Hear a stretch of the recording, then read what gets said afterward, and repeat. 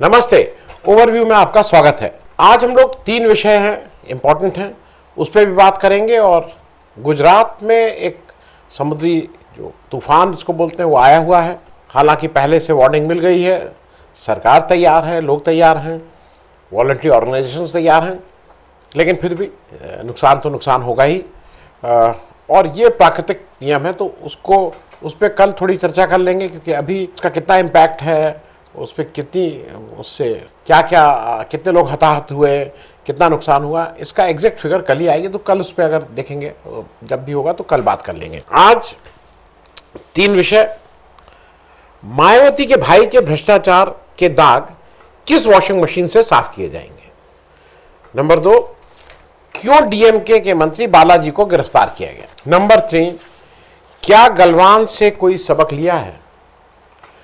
इन तीनों विषयों पे बात करने से पहले आपसे आग्रह, चैनल को सब्सक्राइब करें और अगर हो सके तो चैनल की मेंबरशिप भी ले लें। आपकी मेंबरशिप का मतलब कि हर महीने आप एक छोटी रकम हमें देते रहते हैं, और अगर आप हर महीने का कमिटमेंट नहीं करना चाहते हैं तो वन टाइम, एक बार, एक मुश्त भी आप हमें आर्थिक सहयोग कर सकते हैं। आपके इस आर्थिक सहयोग से हमें चैनल को चलाने में सहायता मिलती है। तो सबसे पहली बात, मायावती के भाई के भ्रष्टाचार के दाग किस वॉशिंग मशीन से साफ किए जाएंगे। आज एक बड़ी स्टोरी इंडियन एक्सप्रेस ने की है, जिसपे मायावती के भाई और भाभी के बारे में बताया है कि मायावती जब वो चीफ मिनिस्टर थी तो उनके भाई और भाभी को किस तरह के से फ्लैट दिए गए, मतलब एक बिल्डर से उनका गठजोड़ हुआ और कैसे उन्होंने उसमें फायदा पहुंचाया। तो वो थोड़ी बात आपके साथ शेयर करने से आप समझ लीजिए कि क्या है। इस इंडियन एक्सप्रेस की स्टोरी के अनुसार मायावती के भाई भाभी ने जो जमीन और फ्लैटों का घोटाला किया, 2007 में मायावती जी उत्तर प्रदेश की मुख्यमंत्री बनती हैं। मई 2010 में लॉजिक्स इंफ्रास्ट्रक्चर प्राइवेट लिमिटेड एक कंपनी इनकॉर्पोरेट होती है। हालांकि लॉजिक्स ग्रुप 1997 से ऑलरेडी ऑपरेटिव था, लेकिन एक ये नई कंपनी बनती है लॉजिक्स इंफ्रास्ट्रक्चर प्राइवेट लिमिटेड मई 2019 में। जुलाई 2000, 2 महीने बाद ही जुलाई 2010 में आनंद कुमार जी और विचित्र लता जी, जो उनकी पत्नी का नाम है, ये एक एग्रीमेंट करते हैं कि 2 लाख स्क्वायर फीट अलग अलग, मतलब 2 लाख स्क्वायर फीट आनंद कुमार साहब, 2 लाख स्क्वायर फीट विचित्र लता साहब। इन लोग इतना, जिसको कहते हैं ना, ये बिल्डर्स क्या होता है कि आपने प्री एग्रीमेंट कर लिया कि ये मेरा और मैं इसको बेचूंगा। किस रेट पे करते हैं? रेट होता है आनंद कुमार साहब के लिए 2300 रुपए और उनकी पत्नी के लिए 2350 रुपए। हालांकि ये भी ठीक नहीं है, अगर महिलाओं को तो उत्तर प्रदेश सरकार में थोड़ा वो भी दिया जाता है कंसेशन रजिस्ट्री का, तो महिला से ज्यादा रेट लेना भी एक बात ठीक नहीं थी। खैर, विचित्र लता जी का रेट 2350 होता है कि इस रेट पे उनको लॉजिक्स जो है को ये पैसा दे देंगे और इतना इनका 2-2 लाख स्क्वायर फीट को या जैसे चाहे वैसे जिस रेट पे बेचें। इन यूनिट्स को आनंद कुमार जी और विचित्र लता जी 2016-17 में ट्रांसफर करते हैं, और उस समय जो रेट दिखाया जाता है कि किस रेट पे इन्होंने बेची, जो दिखाया गया रेट है वो 4,350 रुपये 85 पैसे स्क्वायर फीट का रेट आता है एवरेज, और करीब हर स्क्वायर फीट में 2,000 रुपये का प्रॉफिट होता है। ये एक बड़ा प्रॉफिट है, उस पर बाद में आएंगे। अगर मोटे तौर पे कर लीजिए तो 4 लाख स्क्वायर फीट इंटू 2,000 रुपये करीब 80 करोड़ रुपया है। ये वो है जो दिखाया गया। अब 4,300 भी असली दाम था कि उससे ज़्यादा महंगा बेचे, वो अलग बात है। सितंबर 2010 में, अच्छा ये तो एक बात हो गई कि जुलाई, जैसा मैंने आपको बताया कि जुलाई 2010 में अग्रीमेंट होता है इनका लॉजिक्स, और अभी जमीन नहीं है, एक एग्रीमेंट होता है कि हम बनाएंगे इस तरह। उसके बाद सितंबर 2010 में एग्रीमेंट हो गया है भाई साहब के साथ और भाभी के साथ। अब सितंबर 2010 में नोएडा अथॉरिटी इस कंपनी जो मैंने नाम लिया logics infrastructure private limited LIPL के साथ एक करार करती है, एग्रीमेंट करती है, और उनको 24.74 एकर्स का लैंड दे देती है फॉर डेवलपिंग 22 टावर्स। 22 टावर बनाएंगे 24.74 एकर्स में, मोटे तौर पे करीब 10.5 लाख स्क्वायर फीट की ये बात है। अब ये बनने शुरू हो जाते हैं, कंस्ट्रक्शन शुरू हो जाता है। और भाई भाभी जब मैं बोल रहा हूँ तो मायावती जी के भाई भाभी हैं, तो हालांकि उनसे उम्र में छोटे हैं, तो खैर हम सब लोग उनको भाई भाभी ही करके करेंगे तो समझना आसान होगा। भाई भाभी को 261 फ्लैट्स ईयर मार्क कर देती है लॉजिक्स कंपनी। अब इस बीच क्या होता है कि लॉजिक्स की जो का एक कंस्ट्रक्शन कंपनी है अहलुवालिया कंस्ट्रक्शन कंट्रैक्ट्स इंडिया लिमिटेड, उसको पैसा नहीं मिलता है। तो 2020 में वो नोटिस भेजती है और फिर कोर्ट चली जाती है और सितंबर 2022 में मामला पहुंच जाता है एनसीएलटी। एनसीएलटी आप समझ गए, नेशनल कंपनी लॉ ट्रिब्यूनल, कि भाई ये पैसा नहीं दे रहे हैं और इसको कैसे करें इत्यादि इत्यादि। एनसीएलटी बैंक करप्सी का केस लॉजिक्स इंडिया पे शुरू कर देती है। अब उसका एक प्रोसेस है, उसको CIRP बोलते हैं, कॉर्पोरेट इंसॉल्वेंसी रेजोल्यूशन प्रोसेस। उस प्रोसेस को शुरू कर देती है कि भाई किसका कितना बाकी है, कौन कौन बकायेदार हैं, किसको क्या चाहिए इत्यादि इत्यादि। वहां पता लगा कि आनंद कुमार जी और विचित्र लता जी, भाई भाभी जो हैं, ने इस जो उनको 261 फ्लैट मिले थे उसको अंडर वैल्यू करके बेचा है। एक चीज और दिलचस्प है कि इस लॉजिक्स जो कंपनी है, इसका एज ऑन 31 मार्च 2020 में नोएडा अथॉरिटी के ऊपर 5,839.96 करोड़, करीब करीब 5,840 करोड़ इसको नोएडा अथॉरिटी को देना है। और वो ऑलरेडी बैंकरप्सी में गई, तो ये तो नोएडा अथॉरिटी के मतलब हमारे आपके पैसे इतने तो डूब ही चुके हैं, करीब करीब डूबने की कगार पे, अगर नहीं डूबे हैं तो भी। अब मूल बात इसमें क्या है कि ये क्यों हो रहा है एकदम से मायावती जी के भाई और उनके, मैं जो समझता हूं वो मैं आपके साथ शेयर कर रहा हूं। ये इसलिए हो रहा है कि दोनों पार्टीज मूल रूप से व्यापारी पार्टी हैं। जैसे भाजपा के पास बहुत अच्छी वॉशिंग मशीन है, कुछ भी लाओ, जैसा भी लाओ, जितना गंदा, जितना काला, जितना पीला, जितना नीला, जितना लाल, सबको धोके सफेद कर देती है। तो भाजपा उस तरह की व्यापारी है। मायावती जी का यह है कि उनका एक यूएसपी है और जो पूरा प्रदेश जानता है, पूरा देश जानता है कि उनके टिकट की एक प्रीमियम होता है। अब वो प्रीमियम तो चाहे अच्छे दिन हो चाहे बुरे दिन हो, वो प्रीमियम तो होगा ही होगा। तो there is a premium on BSP ticket. अब क्या करें? अब मुश्किल ये है कि मायावती जी को के साथ अगर बीजेपी की सौदेबाजी होनी है तो कुछ तो ऐसा करना ही होगा जिससे सौदेबाजी करते समय बीजेपी को आसानी रहे। अब ये जो बात है वो पॉलिटिकल जो बार्गेनिंग होगी उसमें ये काम आएगा। मायावती के सारे ऑप्शन अब धीरे धीरे बीजेपी समाप्त करती जा रही है। अब मायावती के पास बीजेपी के साथ मिलके या बीजेपी के अनुसार ही इलेक्शन लड़ने के सिवा और कोई ऑप्शन नहीं बच रहा है।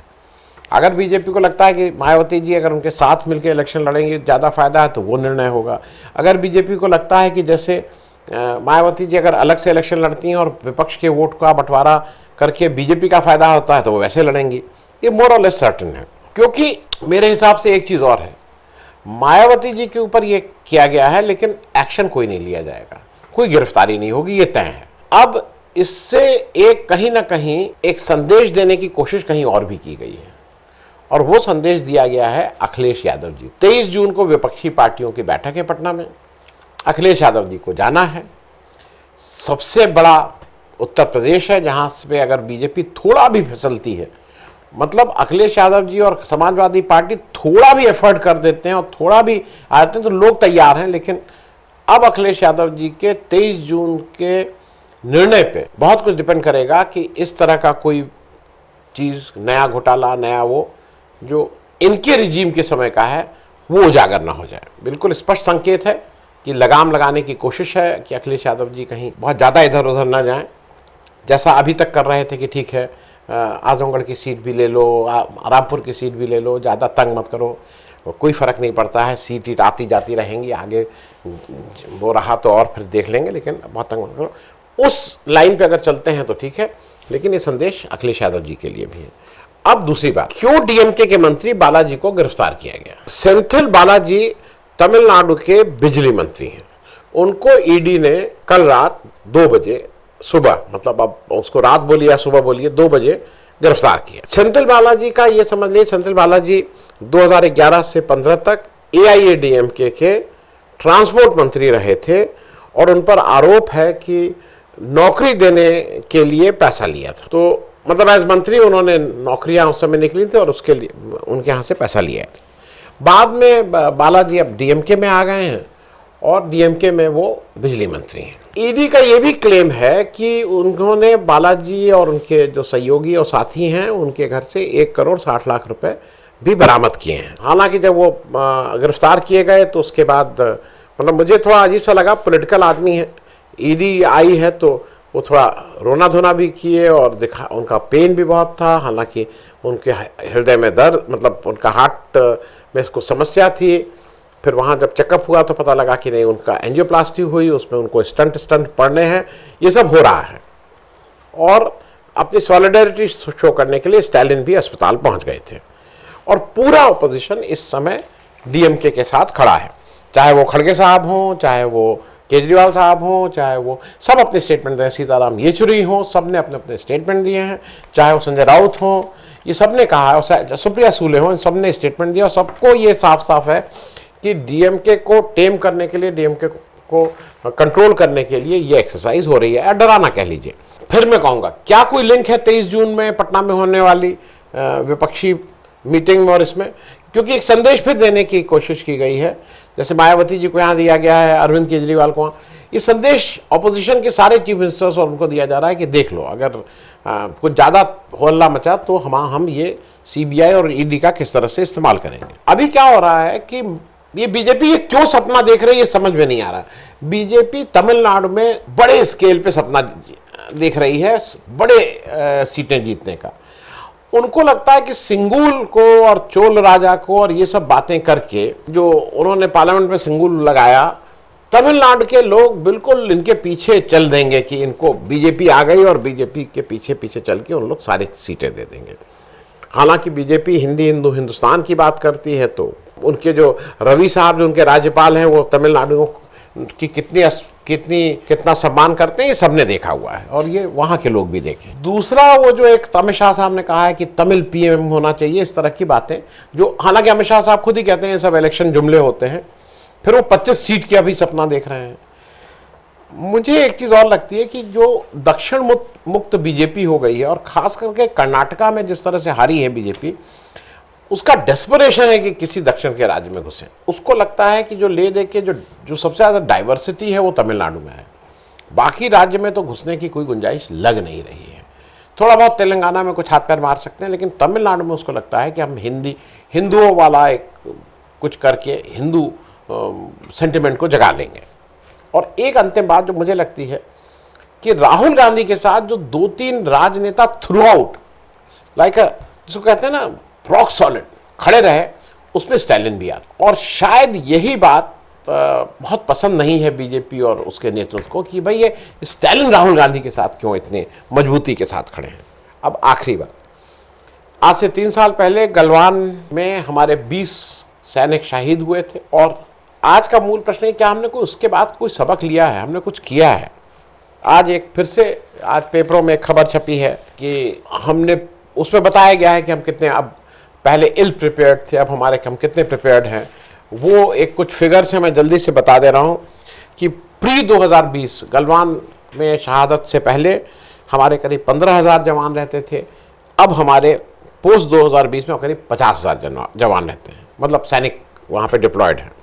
मैकेनाइज और आर्मर्ड रेजिमेंट जो हैं प्री 2020 में 4 या 5 थी, अब 10 से 12 है। ये बताया गया है कि कितनी रोड और कितने नए वेपन लाए जा रहे हैं, और इस तरह की बातें करके सरकार ने कहा है। लेकिन मूल क्वेश्चन यही है कि हमें क्या उस वास्तविकता जिसको अवॉइड कर रहे हैं मोदी जी, उसको स्वीकार कर लिया जाए? क्योंकि चीन से तो बात करनी पड़ेगी, चीन से बात मोदी जी नहीं करते हैं। मोदी जी उस क्वेश्चन को अवॉइड करते हैं, मोदी जी चीन का नाम भी नहीं लेते हैं। हालांकि राहुल गांधी ने अभी अपनी यूएस यात्रा में बिल्कुल साफ साफ कहा था कि चीन हमारी धरती पे आके उसने अतिक्रमण किया हुआ है। पोस्ट 2020 की बात कर रहे हैं, और उस क्लेम को हमें, उस बात को हमें उठाना पड़ेगा, लेकिन किन्हीं कारणों से उसको मोदी जी नहीं उठाते हैं। दूसरा एक चीज़ जो हमें इस चीन गलवान के शहादत व्यर्थ न जाए, ये भी देखना होगा कि अडानी का चाइनीज़ कनेक्शन जो बार बार राहुल गांधी भी पूछे थे अपने पार्लियामेंट का, और जब वो सब एक्सपंज कर दिया गया, उस पर भी साफ बात सरकार को कुछ ना कुछ सफाई देनी पड़ेगी। एक सफाई और सरकार अगर देगी, अगर नहीं देगी तो वो ज़रूर उसके ऊपर कुछ ना कुछ तो ये होगा ही कि भाई ये कुछ गड़बड़ है। इलेक्टोरल बॉन्ड्स और पीएम केयर फंड में चाइना की किन कंपनी से क्या क्या पैसा आया है, ये भी मेरे ख्याल में अगर सरकार बता देगी तो उसके लिए अच्छा होगा। कम से कम लोगों का उसके ऊपर विश्वास जमेगा।